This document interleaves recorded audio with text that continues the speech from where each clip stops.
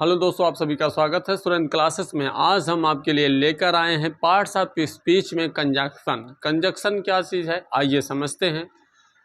सबसे पहले ये जानना जरूरी है कंजक्शन कहते किसको है। तो आपको बता दें, कंजक्शन की सिंपल सी परिभाषा होती है, कंजक्शन वह शब्द है जो शब्दों या वाक्यों को आपस में जोड़ता है। सिंपल सी परिभाषा है, ठीक है। जैसे मान लीजिए दिया है एग्जाम्पल के तौर पे कि ही lived here before the war, वह युद्ध से पहले यहाँ रहता था। तो यहाँ पे जो बिफोर शब्द है वो आपका कंजक्शन है, लेकिन ये समझ पाना मुश्किल होता है कि किस तरह का कंजक्शन है, कब, जब तक आप पूरा डिटेल से नहीं पढ़े होते हैं।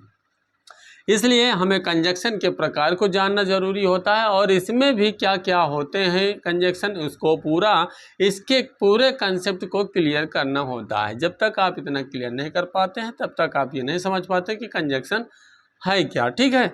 आपको थोड़ी सी बातें पता होगा कि शब्दों या वाक्यों को आपस में जो जोड़ता है वह शब्द कंजक्शन कहलाता है।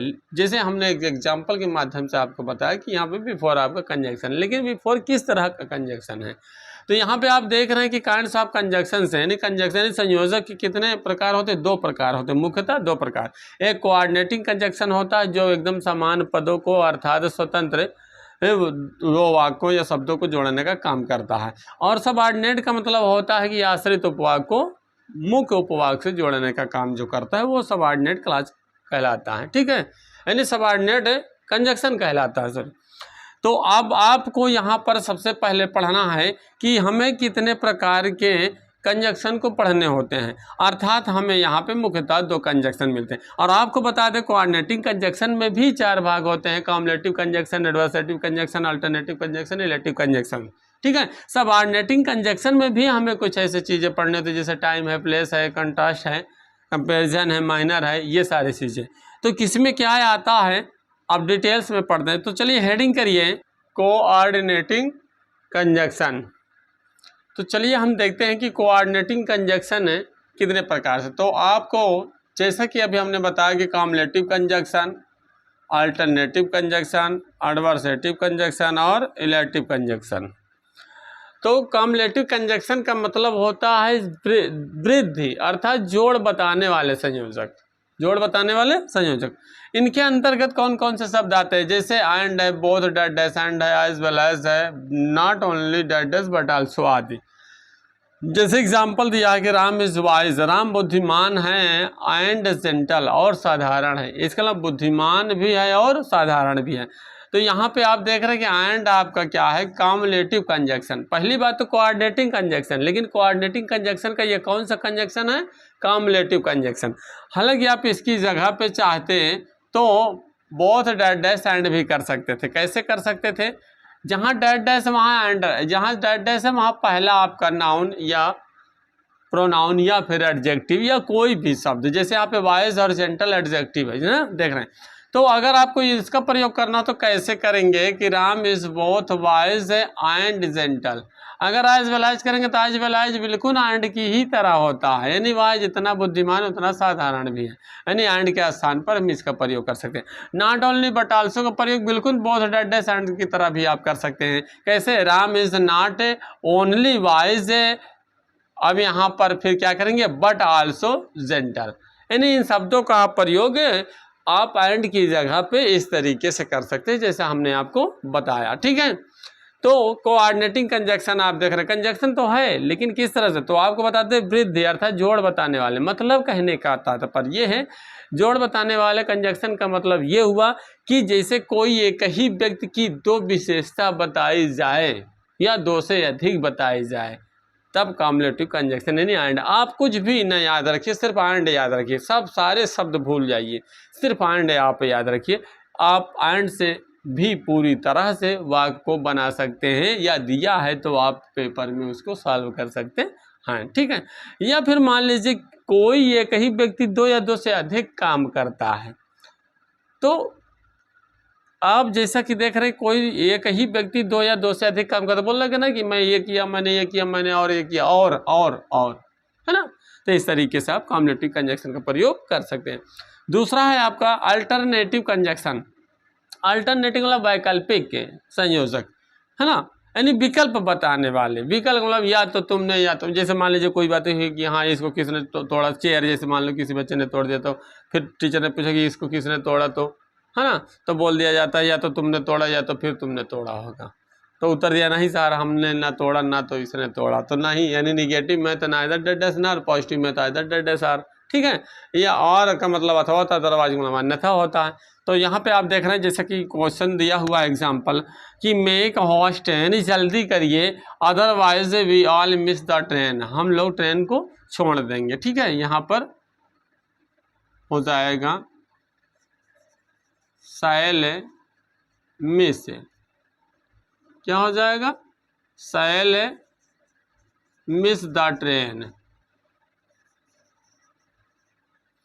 यानी कोई कह रहा है कि, यानी कोई कह रहा है कि जल्दी करो अन्यथा हम लोग ट्रेन छोड़ देंगे, यानी छोड़ जाएगी। तो यहाँ पे आप देख रहे हैं अदरवाइज क्या है, कंजक्शन है। कौन सा कंजक्शन है, कोऑर्डिनेटिव कंजक्शन। कोऑर्डिनेटिव कंजक्शन का फिर कौन सा कंजक्शन, ये अगर पूछना हो या फिर मालूम करना हो या फिर पता करना हो तो आप समझ लीजिए कंजक्शन है तो, लेकिन यहाँ पर आप देख रहे हैं अल्टरनेटिव कंजक्शन में इधर डडसना इधर डडसनार और अदरवाइज, है ना, आदि जैसे शब्द होते हैं। तो आप ये ध्यान देंगे कि ये कौन सा कंजक्शन है, तो सर्वप्रथम आपके माइंड में ये आना चाहिए कि कोऑर्डिनेटिंग कंजक्शन है। लेकिन कोऑर्डिनेटिंग कंजक्शन का कौन सा कंजक्शन है, अल्टरनेटिव कंजक्शन है, ठीक है। आप विधिवत इन शब्दों को अगर याद रखते हैं तो आपको कोई समस्या नहीं होगी। तो यहाँ पर आप देख रहे हैं कि विकल्प बता रहा है कि जल्दी करो अन्यथा छूट जाएगी, या फिर अथवा और का भी प्रयोग यहाँ पे आप कर सकते हैं, ठीक है। तो अगला दिया है एडवर्सेटिव कंजक्शन। एडवर्सेटिव मतलब होता है विरोध बताने, यानी विरोध बताने वाले जो संयोजक होते हैं उसको हम एडवर्सेटिव कंजक्शन कहते हैं। इसके अंतर्गत क्या क्या आता है, but at still while however, ठीक है। और यहाँ पे आप देख रहे हैं कि इस तरीके से और सारे शब्द होते हैं, ठीक है, वेयरएज भी होता है। तो आप देख रहे हैं कि इसमें मुख्यतः सभी शब्द अगर भूल जाए तो बट जरूर याद रखना, बट, लेकिन, एडवर्सेटिव लेकिन, ठीक है, इतना याद है। जैसे ही इज लेजी, वह आलसी है बट क्लेवर, परंतु चालाक है, परंतु चालाक है, यानी आलसी फिर भी वह चालाक है, समझ रहे हो ना। तो यहाँ पर आप जैसे एट का भी प्रयोग कर सकते हो, ठीक है, बट का भी प्रयोग कर सकते हो। यानी यहाँ पर आप देख रहे हैं वाइल, जबकि वह चालाक, देख रहे हैं ना, आलसी है जबकि वह चालाक, है ना। तो यहाँ पर बट आपका क्या है, कंजक्शन है। बट क्या है, कंजक्शन। कौन सा, कोऑर्डिनेटिंग कंजक्शन। कोऑर्डिनेटिंग कंजक्शन का कौन सा है, एडवर्सेटिव कंजक्शन। यानी कुल मिलाकर आपने जैसा भी देखा है कि कंजक्शन के दो प्रकार मुख्यतः होते हैं, कोऑर्डिनेटिंग कंजक्शन और सबऑर्डिनेटिंग कंजक्शन। तो हम कोऑर्डिनेटिंग कंजक्शन के बारे में पढ़ रहे हैं। तो कोऑर्डिनेटिंग कंजक्शन देख रहे हैं आपकी 4 प्रकार से दिया गया, ठीक है। कितने प्रकार से, 4 प्रकार से। आप किताबों में भी ढूंढ सकते हो, उसमें भी 4 से ज़्यादा नहीं दिया रहेगा, ठीक है। अगर दिया है तो उसका दूसरा भाग है एडवर्ब, यानी रिलेटिव एडवर्ब या फिर रिलेटिव प्रोनाउन करके दिया, जिसमें 3 ही शब्द आते हैं, हु, विच और वेयर, ठीक है।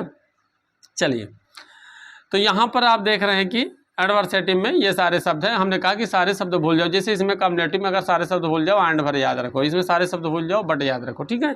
आप आसानी से क्वेश्चन को सॉल्व कर सकते हैं।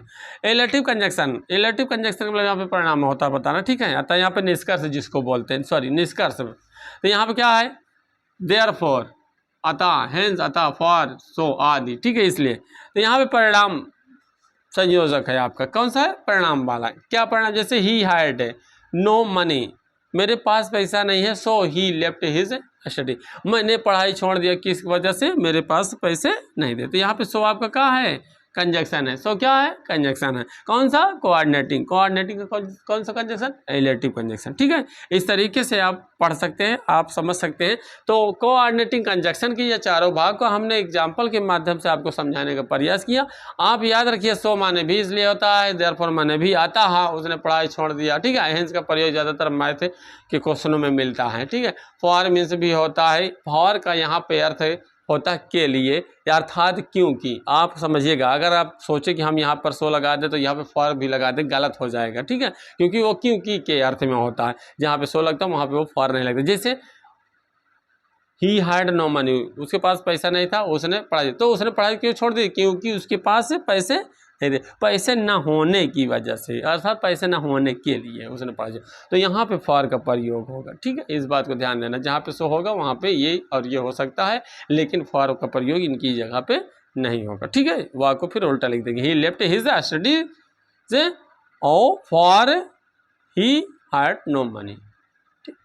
तो चलिए अब दूसरा इसका भाग पढ़ते हैं, सबऑर्डिनेटिंग कंजंक्शन। तो चलिए अब देखते हैं सबऑर्डिनेटिंग कंजंक्शन, ठीक है। अभी हमने पढ़ा कोऑर्डिनेटिंग कंजंक्शन, जिसमें हमने कम्युलेटिव, एडवर्सेटिव, अल्टरनेटिव और रिलेटिव कंजंक्शन को देखा, ठीक है। इसमें भी ढेर सारे ऐसे कंजंक्शन आपको देखने को मिलेंगे, जैसे टाइम है, प्लेस है, रीजन है, कंट्रास्ट है, कंपैरिजन है, ठीक है, मैनर है। तो चलिए देखते हैं एक एक करके। तो सबऑर्डिनेटिंग कंजंक्शन में आप देख रहे हैं टाइम। टाइम का मतलब यहाँ पे समय, अर्थात समय बताने वाले कंजंक्शन, समय को प्रदर्शित करने वाले, यानी जिन वाक्यों से समय का भाव प्रदर्शित होता है उन वाक्यों को जोड़ने के लिए हम काहे का प्रयोग करते हैं, टाइम कंजंक्शन, यानी टाइम ऑफ एडवर्ब, जिसको भी हम जानते हैं, ठीक है। तो यहाँ पे आप देख रहे हैं कि when, ever, while, till, until, before, after, as long as, that, dash आदि, ठीक है। जैसे क्वेश्चन दिया कि आई वेटेड फॉर राम, हमने राम का इंतजार किया, कब तक, टिल ही अराइव्ड, उसके आने तक। तो इसमें देखिए यहाँ पर समय को बोझ हो रहा है, ठीक है। यानी जो एडवर्ब ऑफ टाइम वाले कंजंक्शन होते हैं वो सबऑर्डिनेटिंग कंजंक्शन के अंतर्गत आते हैं। किसके अंतर्गत, सबऑर्डिनेटिंग कंजंक्शन के अंतर्गत आते हैं। तो यहाँ पे टिल आपका क्या है, सबऑर्डिनेटिंग कंजंक्शन है। कौन सा, सबऑर्डिनेटिंग कंजंक्शन, ठीक है। जो आप देख पा रहे हैं कि ये दिया है, व्हाइल है, टिल है, व्हेन, ईवर है, डेट, डैश आदि, ठीक है। तो जो भी आपको कंजंक्शन बताए जा रहे हैं, यदि आप उन कंजंक्शन को मात्र और मात्र पढ़ लेते हैं तो क्वेश्चन आप आसानी से आराम से कर सकते हैं, ठीक है। प्लेस, प्लेस का मतलब होता है जिन वाक्यों से स्थान का बोध होता है उन वाक्यों को जोड़ने के लिए हम क्या करते हैं, प्लेस है, यानी किसका प्रयोग करते हैं, सबऑर्डिनेटिंग कंजंक्शन, अर्थात प्लेस ऑफ एडवर्ब है, ठीक है, प्लेस ऑफ एडवर्ब। जो कि आप देख रहे होते हैं कि सबऑर्डिनेटिंग कंजंक्शन की, आपको एक चीज़ और बता दें, सबऑर्डिनेटिंग कंजंक्शन में भी 3 चीज़ें होती हैं। कौन कौन से क्लास को जोड़ने के लिए प्रयोग किए जाते हैं, noun class, adverb class, adjective class, ठीक है। इतने चीज़ों को जोड़ने के लिए हम सबऑर्डिनेटिंग कंजंक्शन का प्रयोग करते हैं। हालांकि आप कक्षा 10 में है, कक्षा 9 वाले बच्चों के लिए इतना ही काफ़ी है कि आप सबऑर्डिनेटिंग कंजंक्शन के विशेष शब्दों को पढ़ पा रहे हैं, ठीक है, और आपके लिए इतना ही काफ़ी है, ठीक है। और अगर ज़्यादा पढ़ना चाहते तो कोई दिक्कत नहीं है, आप, हम इंटर में इसको भी पढ़ा रखे हैं सिंथेसिस सिलेबस में, आप वहाँ से भी जाकर पढ़ सकते हैं, इसकी ढेर सारी जानकारी ले सकते हैं। पढ़ने के लिए कोई बाउंडेशन नहीं होता, ठीक है। चलिए, तो यहाँ पर क्या दिया, वेयर या फिर वेयर एस, यहाँ पर दिया नेहरू वाज से वेलकम है, नेहरू का स्वागत किया गया, कहाँ, वेयर ही वाज, जहाँ भी ही वेंट गए। तो जहाँ भी, ये क्या है आपका सबऑर्डिनेटिंग कंजंक्शन, क्या है, सबऑर्डिनेटिंग कंजंक्शन है जो समय को दर्शाता है। तो आपको हम ये बताना चाहते हैं कि सबऑर्डिनेटिंग कंजंक्शन का प्रयोग कहाँ कहाँ करते हैं, ठीक है। जैसे रीजन, यानी कारण बताने वाले वाक्यों को भी जोड़ने के लिए हम सबऑर्डिनेटिंग कंजंक्शन का प्रयोग करते हैं। तो कारण बताने वाले जो कंजंक्शन होते हैं वो क्या है, बिकॉज, सिंस, एज, फॉर, ठीक है, ऐसे शब्द आपको मिलेंगे। जैसे यहाँ I shall teach him because he is weak, मैं उसे पढ़ाऊंगा क्योंकि वह बीमार है, क्योंकि कारण बताया जा रहा है, क्योंकि वह बीमार है, ठीक है। तो यहाँ पर जो आपका दिया है सबऑर्डिनेटिंग कंजंक्शन क्या है, बिकॉज है, जो कि कारण को प्रदर्शित करता है, किसको, कारण को प्रदर्शित। तो कारण प्रदर्शित करने वाले वाक्यों को जोड़ने के लिए बिकॉज, सिंस और एज, फॉर का प्रयोग किया जाता है। कंडीशन का मतलब होता है शर्त, शर्तें, ठीक है, शर्त। जैसे यहाँ पे दिया ये फाइनलेस, इन केस आदि जैसे शब्द आपको मिल सकते हैं, ठीक है। तो यहाँ पे आप देख रहे हैं कि अगर आप इतना, जितना हम आपको बता रहे हैं, अगर आप इतना ही रट लेते हैं तो इतने से ही आपको 100% पढ़ने का पूरा चांस मिल जाता है। चलिए आइए देखते हैं।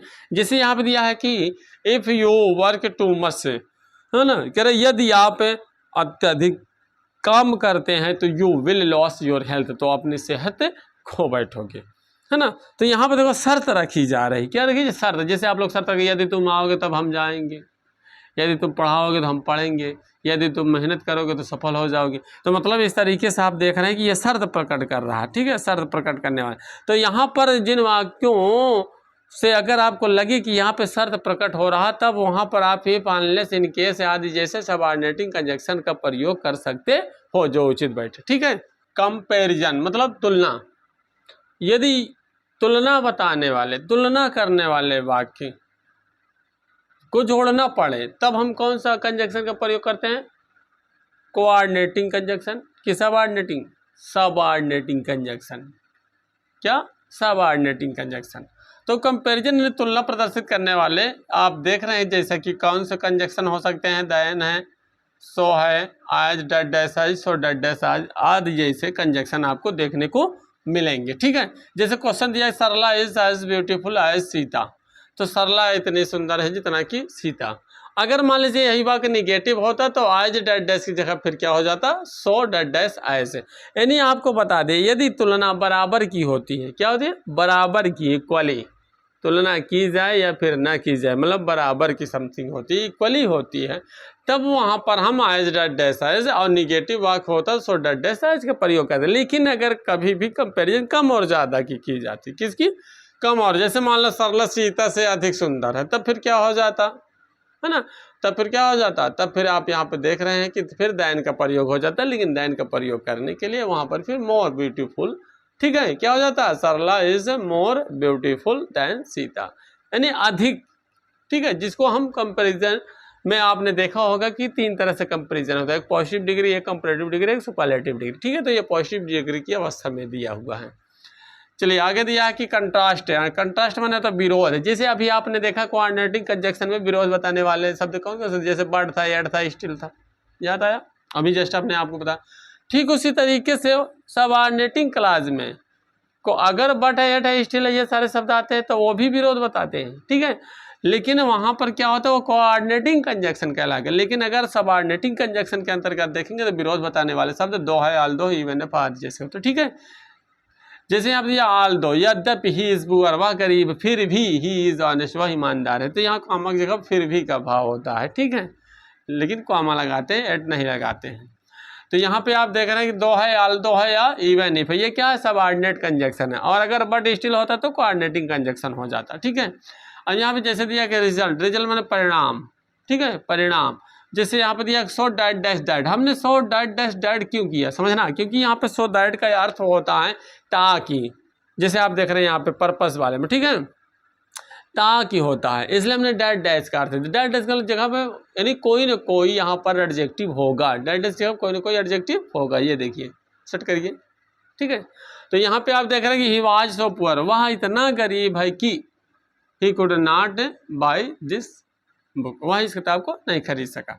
तो यहाँ पे आप देख रहे हैं कि यहाँ पर सो डैट डैश दैट आपका ये क्या कंजक्शन है। ठीक, कौन सा कंजक्शन है, सबऑर्डिनेटिंग कंजक्शन। सबऑर्डिनेटिंग कंजक्शन का कौन सा है, रिजल्ट यानी परिणाम बताने वाला कंजक्शन। ठीक है, पर्पज यानी उद्देश्य बताने वाले कंजक्शन कौन कौन से होते हैं, जैसे सो दैट है, इन ऑर्डर दैट है, और लेस्ट है, आदि जैसे आपको मिलेंगे। ठीक है, तो उद्देश्य बताने वाले सो दैट और इन ऑर्डर दैट का दोनों का अर्थ होता है ताकि, इन दोनों का अर्थ क्या होता है, ताकि। लेस्ट का अर्थ होता है कहीं ऐसा ना हो। एक चीज इसकी खास बात यह है कि यदि यहाँ पर पहले वाले उपवाक्य को आप देखिए, अगर ये पास्ट में है तब यहाँ पर सो दैट या इन अदर दैट के बाद जो वाक्य होगा उसमें हेल्पिंग वर्ब के रूप में क्या हो जाएगा, माइट। अगर प्रेजेंट है तो मैं। लेकिन अगर लेस्ट का प्रयोग कर दिया गया कंजक्शन के रूप में, किसका प्रयोग, लेस्ट का प्रयोग अगर कंजक्शन के रूप में कर दिया गया, तो इस बात को ध्यान देना, यहाँ पर इसके बाद आने वाला जो वाक्य होगा यानी जो सबऑर्डिनेटिंग कंजक्शन से जुड़ा हुआ वाक्य होगा, जो सबऑर्डिनेट क्लास जिसको बोलते हैं, वो उसमें क्या हो जाएगा, हेल्पिंग वर्ब शुड हो जाता है। ठीक है, ये विशेष जानकारी भी आपके पास होनी चाहिए। ठीक है, तो इस तरीके से उद्देश्य के अंतर्गत आने वाले कंजक्शन ये आप देख रहे हैं, so that, in order that, lest आदि जैसे आपको शब्द मिलेंगे। मैनर माने ढंग, नहीं कि ढंग सौर वाला, वो वाला नहीं, ढंग माने जैसे करना, जैसे करनी वैसे भरनी, यानी जैसे करोगे वैसे हम करेंगे। ठीक है, तो जैसे आप दिया कि आयस है, सो फार आयस है, आयस फार आज आयस है, आदि जैसे आपको शब्द मिलेंगे। जैसे एग्जाम्पल दिया कि I will treat you as you have treated me, जैसा तुमने मेरे साथ किया है, यानी जैसा तुमने मेरे साथ व्यवहार किया है मैं भी तुम्हारे साथ वैसे करूँगा। तो यानी जैसा करोगे वैसा करेंगे। ठीक है, जैसे करनी वैसे भरने। तो यहाँ पर देख रहे हैं आपकी आज का प्रयोग। ठीक है, क्या है, आज का प्रयोग हुआ है। तो आज आपका क्या है, कंजक्शन कौन सा, सबऑर्डिनेट कंजक्शन। कौन सा, सबऑर्डिनेट कंजक्शन। लेकिन कौन सा कंजक्शन, माइनर। तो माइनर के अंतर्गत आने वाले जो कंजक्शन है, जो पर्पस के अंतर्गत आने वाले कंजक्शन है, जो रिजल्ट के अंतर्गत आने वाले कंजक्शन है, तो जो कंट्रास्ट के अंतर्गत आने वाले कंजक्शन है, जो कंपैरिजन के अंतर्गत आने वाले कंजक्शन है, जो कंडीशन के अंतर्गत आने वाले कंजक्शन है, जो प्लेस के अंतर्गत आने वाले कंजक्शन है, जो टाइम के अंतर्गत आने वाले कंजक्शन, ये सारे कंजक्शन क्या होंगे, आपके सबऑर्डिनेटिंग कंजक्शन कहलाएंगे। क्या कहलाएंगे, सबऑर्डिनेटिंग कंजक्शन कहलाएंगे। और जिस वाक्य में जुड़ा होता है वो वाक्य ही पूरा सबऑर्डिनेटिंग क्लॉज कहलाता है। ठीक है, इस तरीके से आप याद भी रख सकते हैं। अगर आपको ऐसे नहीं याद हो तो आप ऐसे भी याद रख सकते हैं कि कोऑर्डिनेटिंग कंजंक्शन में फिक्स आपका क्या होता है, आपका क्या होता है, सिर्फ है और सिर्फ है आपका cumulative conjunction, adversative conjunction, illative conjunction और अल्टरनेटिव कंजंक्शन। इसके अलावा जितने भी आपको कंजंक्शन मिलेंगे वो टोटल और टोटल सारे क्या होंगे, सबऑर्डिनेटिंग कंजंक्शन कहलाएंगे। ठीक है, इस तरीके से हमने आपको कंजंक्शन के जो भी शब्द थे यानी अलग अलग हमने समझाने का प्रयास किया कि कौन सा कंजंक्शन किस तरह का होता है। यदि आपको समझ में आया हो तो वीडियो को लाइक और सब्सक्राइब करना मत भूलना और आप वीडियो पर अंत तक बने रहें। इसके लिए आपको बहुत बहुत धन्यवाद।